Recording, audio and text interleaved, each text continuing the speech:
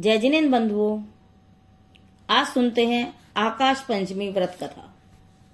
आर्यखंड के सौराष्ट्र देश में तिलपुर नाम का एक विशाल नगर था। वहां महिपाल नाम का राजा था और उसकी विलक्षणा नाम की रानी थी। उसी नगर में भद्रशाल नाम का व्यापारी रहता था। उसकी नंदा नाम की स्त्री से विशाला नाम की पुत्री उत्पन्न हुई। यद्यपि वह कन्या अत्यंत रूपवान थी, तथापि इसके मुख पर सफेद कोढ़ हो जाने से सारी सुंदरता नष्ट हो गई थी। इसीलिए उसके माता पिता तथा वह कन्या स्वयं भी रोया करती थी। परंतु कर्मों पर क्या वश है। माता के उपदेश से पुत्री धर्म ध्यान में रत रहने लगी, जिससे उसका दुख थोड़ा सा कम हुआ। एक दिन एक वैद्य आया और उसने श्री चक्र की आराधना करके औषधि दी, जिससे उस कन्या का रोग दूर हो गया। तब उस भद्रशाल ने अपनी कन्या उसी वैद्य को ब्याह दी। उसके पश्चात वह पिंगल वैद्य उस विशाला नाम की वणिक पुत्री के साथ कितने ही दिन बाद देशाटन करता हुआ चित्तौड़गढ़ की ओर आया। यहाँ पर भीलों ने उसे मारकर सब धन लूट लिया। वह विशाला वहां से पति और द्रव्य रहित हुई और नगर के जिनालय में गई और जिनराज के दर्शन कर वहां बैठे हुए मुनिराज को नमस्कार करके बोली, प्रभु, मैं अनाथनी हूं। मेरा सर्वस्व खो गया, पति भी मारा गया और द्रव्य भी लुट गया। अब मुझे कुछ नहीं सूझता है कि क्या करूं। कृपया कर कुछ कल्याण का मार्ग बताइए। तब मुनिराज ने कहा, बेटी सुनो, यह जीव सदैव अपने ही पूर्वकृत कर्मों का शुभाशुभ फल भोगता है। तू पहले जन्म में इसी नगर में वेश्या थी। तू रूपवान तो थी ही, परंतु गायन विद्या में भी निपुण थी। एक समय सोमदत्त नाम के मुनिराज यहाँ आए। यह सुनकर नगरवासी वंदना को गए और बहुत उत्साह से उत्सव किया। परंतु जैसे सूर्य का प्रकाश उल्लू को अच्छा नहीं लगता है, उसी प्रकार कुछ मिथ्यावी विधर्मी लोगों ने मुनि से वाद विवाद किया और अंत में हारकर वेश्या अर्थात तुझे ही मुनि के पास उन्हें भ्रष्ट करने को भेजा।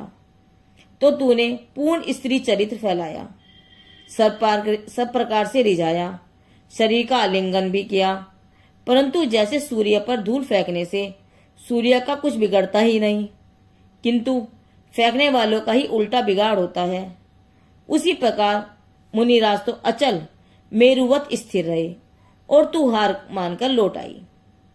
इससे इन मिथ्यावी विधर्मियों का बड़ा दुख हुआ और तुझे भी बहुत पश्चाताप हुआ।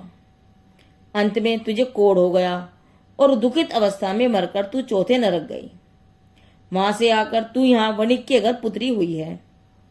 यहाँ भी तुझे सफेद कोढ़ हुआ था, सो पिंगल वैद्य ने तुझे अच्छा किया और उसी से तेरा पाणी ग्रहण भी हुआ था। परंतु पूर्व पाप के उदय से चोरों ने उसे मार डाला और तू उससे बचकर यहाँ आई है। अब यदि तू कुछ धर्माचरण आधारण करेगी तो शीघ्र ही इस पाप से छूटेगी। इसलिए सबसे प्रथम तुम सम्यक दर्शन को स्वीकार कर, अर्थात श्री अनंत देव, निर्गंथ गुरु और दयामयी जिन भगवान के कहे हुए धर्मशास्त्र के सिवाय अन्य मिथ्या देव, गुरु और धर्म को छोड़ जीवाधिक 7 तत्वों का श्रद्धान कर और सम्यक दर्शन के निशंकित आदि 8 अंगों का पालन करके उसके 25 मल दोषों का त्याग कर, तब निर्मल सम्यक दर्शन सधेगा। इस प्रकार सम्यक पूर्वक श्रावक के अहिंसा, सत्य, अस्तेय, ब्रह्मचर्य और परिग्रह, परिमाण आदि 12 व्रतों को पालन करते हुए आकाश पंचमी व्रत को धारण कर। यह व्रत भादो सुदी पंचमी को किया जाता है। इस दिन चारों प्रकार का आहार त्याग कर उपवास धारण करें और 8 प्रकार के द्रव्य से श्री जिनालय में जाकर भगवान का अभिषेक पूर्वक पूजन करें। उसके पश्चात रात्रि के समय खुले मैदान में या छत पर बैठकर भजन पूर्वक जागरण करें। तीनों समय महामंत्र नवकार के 108 जाप करें। इस प्रकार यह व्रत 5 वर्ष तक करें। जब व्रत पूरा हो जाए तो उत्साह सहित उद्यापन करें। छत्र, चमर, सिंहासन, तोरण, पूजन के बर्तन आदि प्रत्येक 5 नग मंदिर में भेंट करें और कम से कम 5 सास पधराएं। 4 प्रकार के संघ को चारों प्रकार का दान देवें और विशेष प्रभाव न करें। इस प्रकार विशाला कन्या ने श्रद्धापूर्वक 12 व्रत स्वीकार किए और इस आकाश पंचमी व्रत को भी विधि सहित पालन किया और समाधि मरण कर वह चौथे स्वर्ग में मणिभद्र नाम का देव हुआ। यहाँ उसने देवांगनाओं सहित क्रीड़ा करते हुए अनेक तीर्थों के दर्शन, पूजा, वंदना और समोषण आदि की वंदना की। वहां से मरकर मालव देश में तारामती रानी के पेट से उत्पन्न हुआ और उसका सदानंद नाम रखा। सदानंद ने बड़ा होने पर श्रावक के 12 व्रतों का पालन करते हुए राज्य सुख का भोग किया।